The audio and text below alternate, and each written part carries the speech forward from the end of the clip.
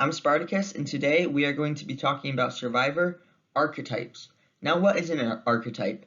This is the way somebody acts, or their temperament per se, that Survivor producers cast like this character on the show. And so for each season, they usually have a mother figure, a villain, things like that. And so I'm going to be going through the 20 different types or the different archetypes of people that Survivor will cast on their show. The first one is the leader. Now, this is someone that's a natural leader. This isn't somebody that's going to try to be a leader just for the strategy of the game. This is somebody like a Jervis, Russell Swan, Wendell, or Jason. And these, all four of these people are usually arrogant, you could say, but at the same time, they're all natural leaders. Um, and I mean, in Philippines, we saw Russell being a lot more arrogant than he was in Samoa. But I think that part of that is because, he was selected as a leader, as a returning player. But I do think in Samoa, his tribe picked him to be the tribe leader. Even then, like, he passed out in one of his challenges because he was overworking himself for the tribe. And all four of these people are constantly working for their tribe, and they're leading their tribe. Now, in Blood versus Water, we don't really see Jervis leading the group, but I do still think that he is a natural leader, and that's why Survivor casted him for Survivor Borneo originally. And Jason is a very disliked character, but I do think that he is a natural born leader. I just think that the game got to him like it gets to everybody. And then Wendell is obviously definitely a leader, even though he wasn't really making all the big moves. That was more of Dominic. But being a leader is not about making a big move for your alliance. It's about being the head of your tribe, kind of being the face of it. And so these four people are just my examples. The next one I have is the coattail rider. And the coattail rider is usually a disliked person, very disliked when somebody like this wins. And they don't really do anything. This is somebody that will follow somebody else to get to the end. And they won't make big moves. They usually aren't seen much on the show because they're boring. It's somebody like Natalie T from Redemption Island, or a Jacqueline from San Juan del Sur, a Mick from Samoa, and a Natalie from Samoa. Natalie actually did win her season because she was more liked than Mick and Russell. But both Mick and Natalie followed Russell to the end because Russell assumed that he could beat the coattail riders. However, he didn't. Natalie won. But Mick was chosen by his tribe to be the leader for their tribe. And I guess it just didn't work out.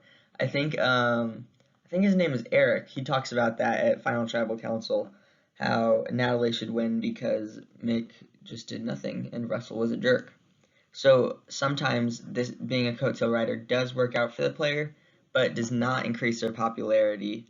And in fact, sometimes it will increase somebody else's popularity, like Russell. And then Natalie T from Redemption Island, she followed Boston Rob the whole way, and the show showed her doing nothing. Now, I say the show because the edit in that season really wanted to put Boston Rob in a positive light. I mean, really, really wanted to put him in a positive light. But so I do think that they showed Natalie being a little more lazy than maybe she was, but I don't doubt that she was lazy. And Jacqueline followed her boyfriend John Mish to the well, not the end, but to the merge, and she did do good by herself once John was gone, but at the same time she was kind of just fighting for her life in the game. And so those are coattail riders. So this is the just there player, and this is a player that, like a coattail rider, doesn't do anything. But the difference between a just there player and a coattail rider is that a coattail rider is following somebody to the end. A just there player isn't really following anybody because they don't really know what's going on. And I can only think of one example where somebody like this has won, and that's Fabio. I also have in my examples Haley and Keith. Now, Keith and Fabio are both like loved players. I love both of them. I would love to see Fabio and Keith return. But at the same time, neither of them really know what's going on the whole time. And Haley, I mean, she went surfing with her friend during the show. Like, she didn't know strategy. For some reason, she was brought back for Survivor Game Changers. But, oh man, she just does not do anything. But Fabio and Keith, I mean, they're both great at challenges. We saw that.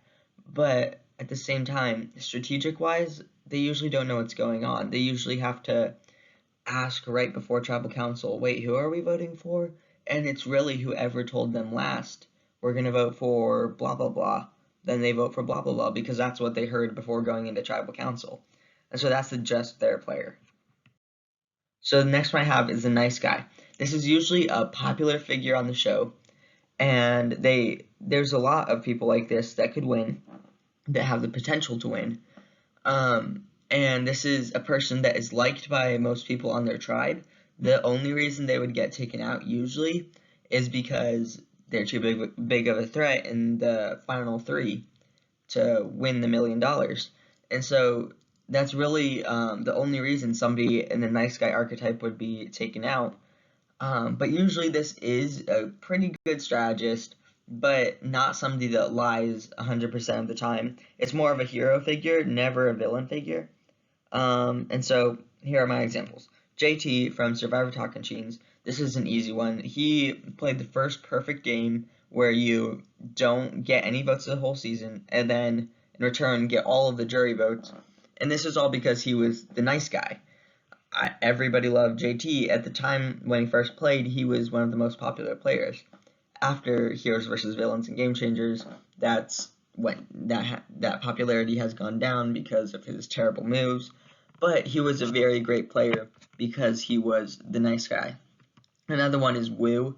I mean, when he was with the kids on the charity service project, I don't know what to call it, but his tribe saw him as the nice guy, and he's kind of a coattail rider, you could say, like following Cliff Robinson to the end. I mean, obviously Cliff got out before the merge, so that didn't work for him. So then he just followed Tony, but everybody on his tribe just saw him as the nice guy. Another one I have is Andrea. This was an easy one. I mean, all 3 seasons she's played, she was a very likable person, made it to the merge because of that. I have Taj. Excuse me, I can't talk today. She's only played once. She's only played once. And at the time, she was very popular. She was aligned with JT. And, I mean, when her husband came for the family visit, that was probably my favorite family visit I've ever seen. But yeah, she is a nice guy, or a nice girl, you could say. I also have John Mish. His girlfriend, Jacqueline, was on this video earlier in the coattail rider section. And John Mish was just a nice guy. And he got into a big fight with Jacqueline in the middle of the season. And so you could say, oh, he's not nice, he's fighting with his girlfriend. But, I mean, come on. Was that really his fault? But, I mean, yeah, he was just... I mean, at times Natalie even got annoyed with him because he was so nice, you know? And he was good at connecting with everybody. He was just a great person, had a great attitude. The next one I have is Danny from Survivor 41. And obviously we've only seen Danny play once because Survivor 41 just finished. But he was liked by his entire tribe. He got voted out because he was too big of a threat to win. And so I did have him on my nice guy examples.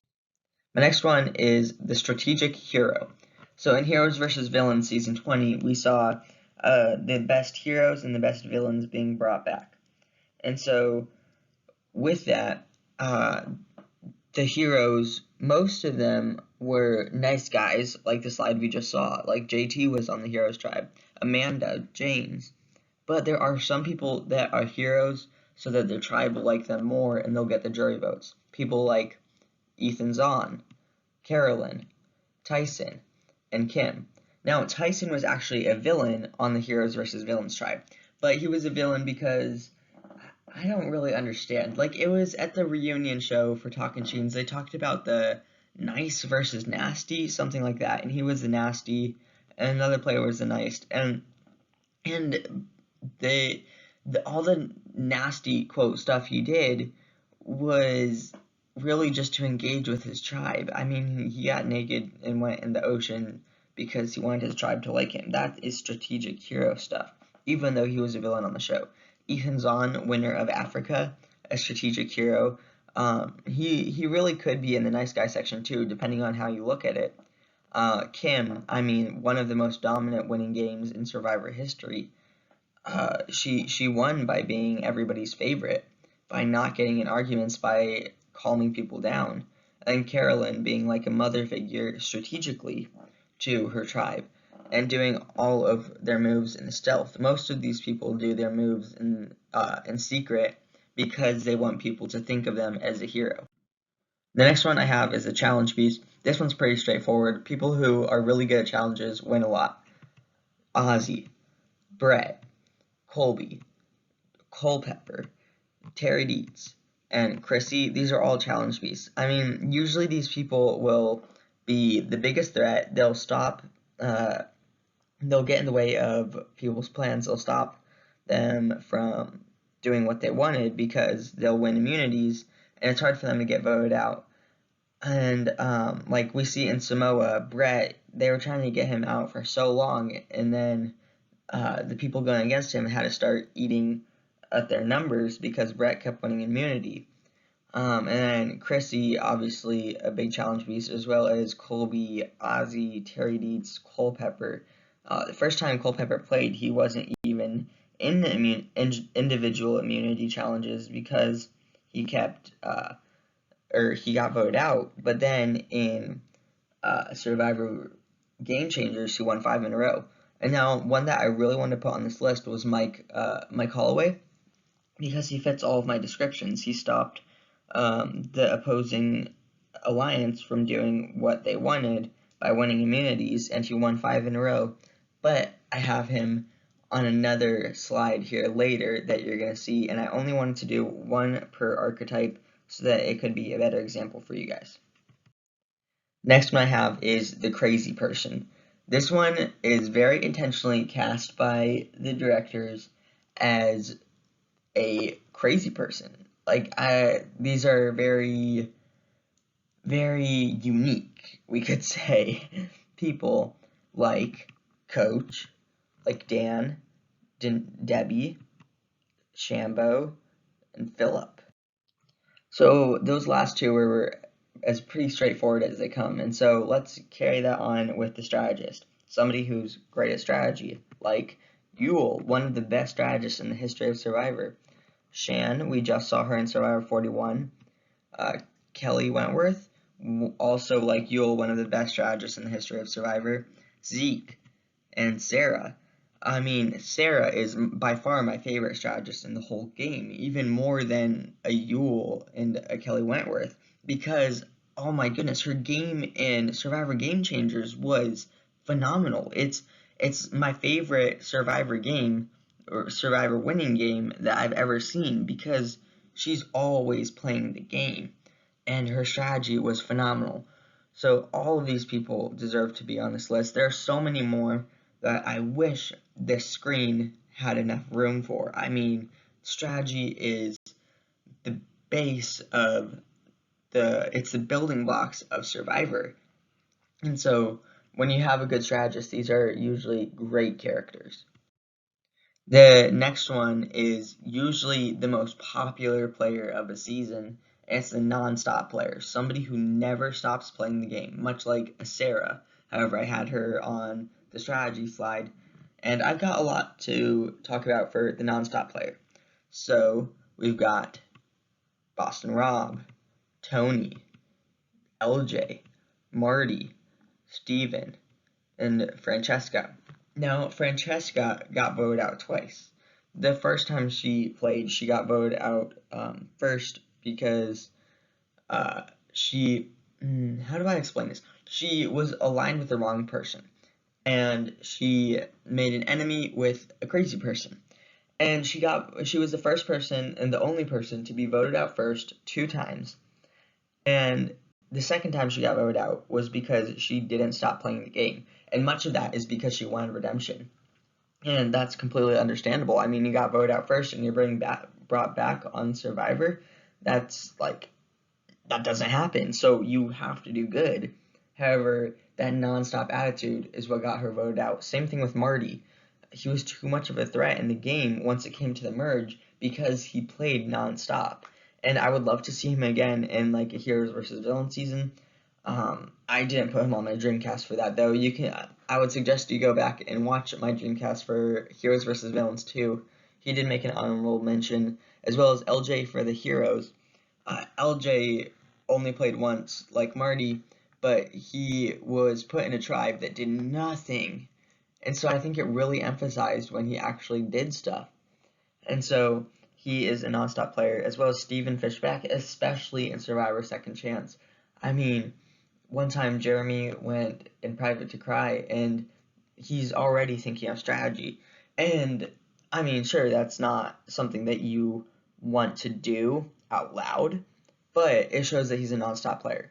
I mean, Tony and Boston Rob. I mean, there's a million things I could say about these people. Two of the best winners and players of Survivor history. I mean, Tony winning twice, Boston Rob having such a dominant game. These players are like huge, and it's because they don't stop. Boston Rob says, when I go to bed, I'm always thinking of every person and what would be best for them and if it's good for me. And I mean, that just explains nonstop that you're always thinking about that. And Tony, I mean, I suggest you watch a Peridium video explaining one of the Winners at War episodes, because they have like little chips with the faces of every player, and it's like it shows them moving around the screen. And I mean, Tony's is just zooming up and down. It's everywhere, building spy bunkers, spy shacks, spy nests. I mean, always looking for idols, nonstop players. I'm sorry, I'm getting so worked up about this because these players are so awesome. Yeah, these are just amazing players, usually the most entertaining for every season. I wish I could have put more, but I just wanted to put the best examples for you. So this is the wannabe Hollywood star, and there's only one I could think of, and that's Chase. But there are so many more that we see, or excuse me, that we don't see. And Chase, we saw, like, he was playing country music at the reunion. That was so that he could be famous in his country music. I mean, he is now, great for him.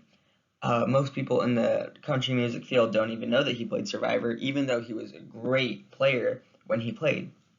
And so there are many people like him that get cast that are just there for the fame, like a Courtney Yates. Now that I am filming this, of course, now I think of it. But yeah, like, there's people that go on just so that they could be famous. And most of the times we don't see that because they're not saying, I'm just here so I could be famous, unless you're Chase Rice.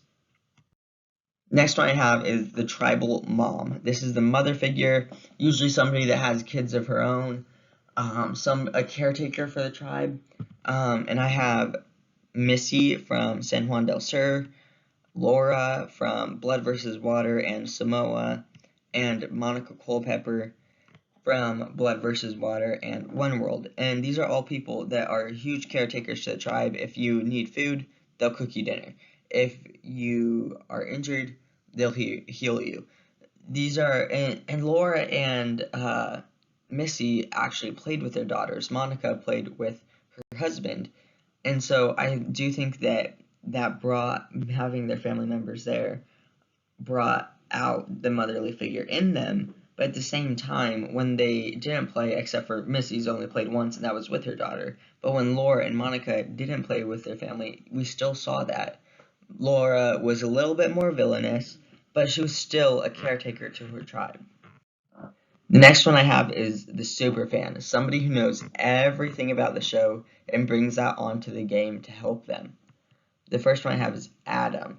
And Adam, I mean, we see it more in Winners at War than we do in Millennials versus Gen X. In Millennials versus Gen X, he knows everything about Survivor. And I mean, when he's on the jury for Winners at War and Tony's telling him about the spy nest, he already knows what he's going to say because he knows Tony's game so well. I mean, he's just such a great player because he knows the game. The next one I have is Joe. And Joe I didn't put on my Challenge Beast section because he is more of a super fan. When Shirin was complaining about being hungry and being cold, he was like, I knew that we were getting into this. Next one I have is Steven, and Steven studied the puzzles before he came on. And I would love to put Evie on this now that I think about that. Of course, I'm thinking of Courtney Yates and Evie right as I'm filming.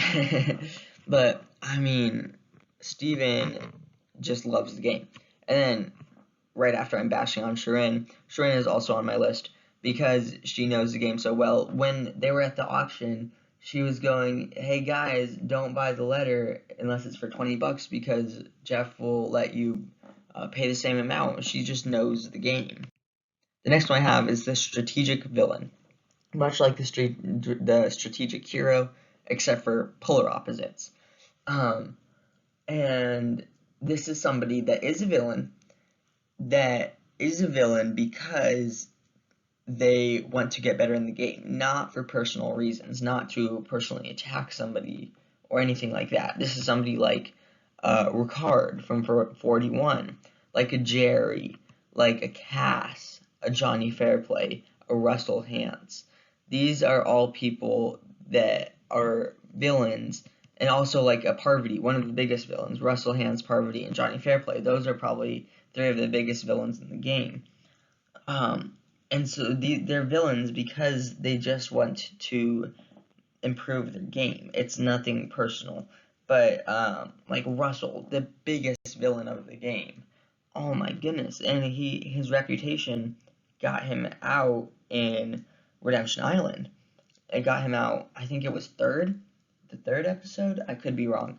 But the only reason he did well in Heroes vs. Villains is because it was 2 weeks after Samoa ended, and nobody on the Heroes vs. Villains cast knew who he was.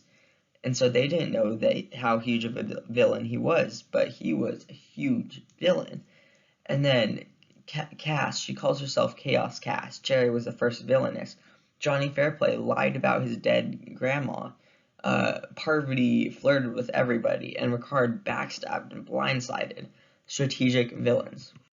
The next one I have is the personal villain, somebody who was cast to create chaos.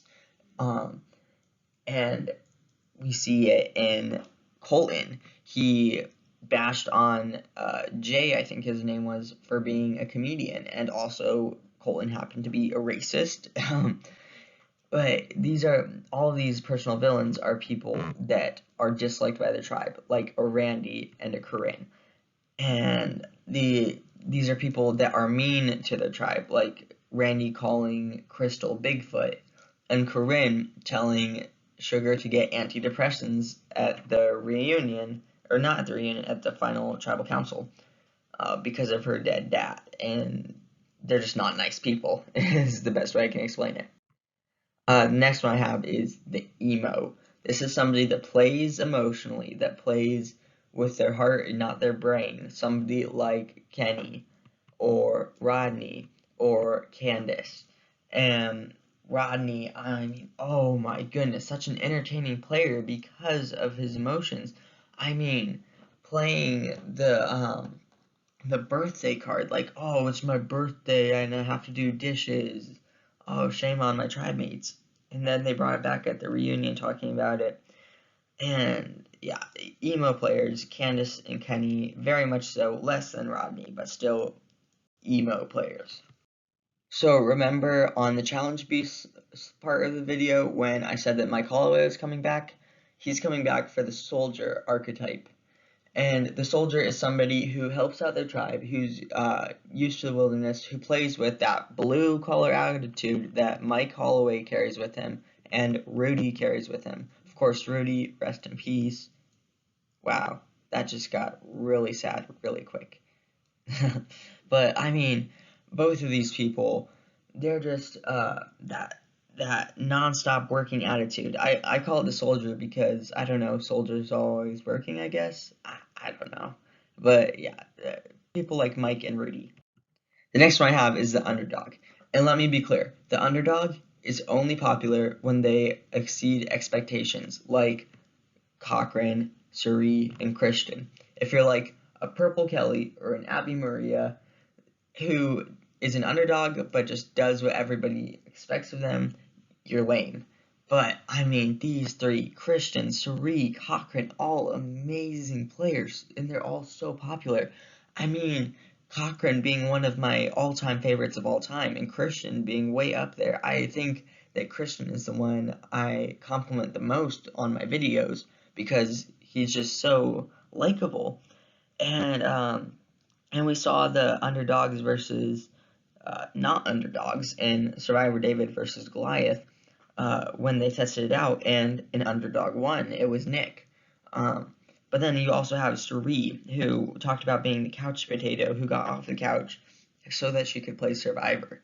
And it's just a great story for all three of these players, being the nerds, being the not physically fit,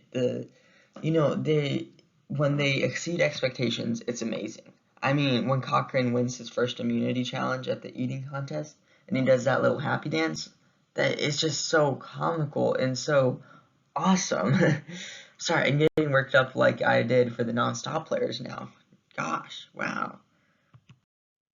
The next one I have is the first timer. And this one is something I'm a little less excited about. This is basically the polar opposite of the super fan, because this is somebody that doesn't know much about the game but still comes on and plays it and sometimes does well, sometimes doesn't. Like an Earl who won even though he's barely ever seen Survivor. Nadia, who is actually Natalie, a very popular player, not she's Natalie's twin sister. She got voted out first because she knew more about the Amazing Race than she did Survivor. Also, like a Jatia, who doesn't really, I don't think she understands how the social part of the game works, how you contribute to building your shelter, or you don't dump the rice in the fire.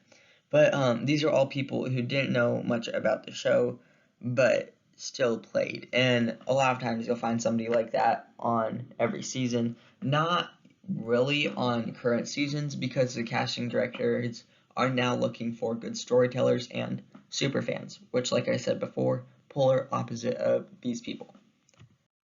The next one I have is the outcast player, somebody who doesn't understand their tribe dynamics, somebody like a Courtney Moon, who I don't think fully understands the social part of the game. She was the first boot, not because she was voted out, but because of a medical evacuation. But right off the bat, you could tell she's got an orca hat on.